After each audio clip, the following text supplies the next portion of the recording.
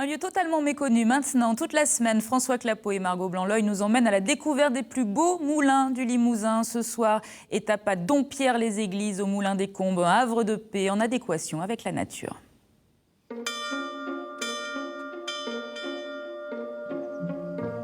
C'est un rêve qui devient réalité.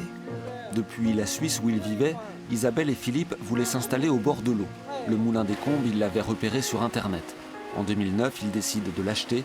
7 ans plus tard, ils ne regrettent rien. Chapeau aux anciens, parce que d'abord ils savaient construire, ils avaient du goût, hein. En tout cas moi ça me plaît beaucoup. Et aujourd'hui ce qu'on essaye c'est d'utiliser ce bâtiment et les terres aux alentours dans le respect de cette tradition, mais toujours adapté à notre nouvelle utilisation. Moi je te propose, on va attacher les framboisiers, et puis il y a peut-être quelques fraises à ramasser aussi, qu'est-ce que tu en penses?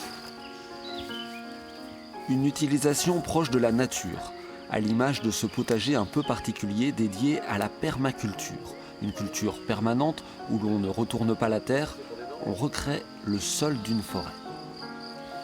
C'est une manière de cultiver qui va aggrader le sol et pas le dégrader. Et en ça, c'est vraiment une méthode de culture qui est assez prometteuse et qui va bien dans le sens du développement durable, qui est notre projet central ici au Moulin. Plus technologique, l'installation d'un toit couvert de panneaux solaires. Alors, ce photovoltaïque, on va voir la production instantanée, puisqu'aujourd'hui on a la chance d'avoir du soleil. Alors, qu'est-ce qu'on produit actuellement? 6 kW. Ça peut alimenter plusieurs machines déjà à la maison, un lave-linge, un sèche-linge. Évidemment, le prochain objectif, c'est d'utiliser la force de l'eau comme autrefois, mais pour fabriquer de l'électricité. Pour Philippe, l'enjeu est important. Selon lui, l'ensemble des moulins français pourrait produire autant qu'une centrale nucléaire.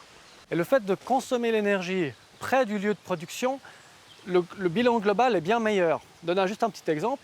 Une usine EDF jusqu'à votre prise électrique chez vous, il y a un rendement au total qui avoisine 50%. Tout le reste, ça part en chaleur dans les lignes, dans les transformateurs, etc.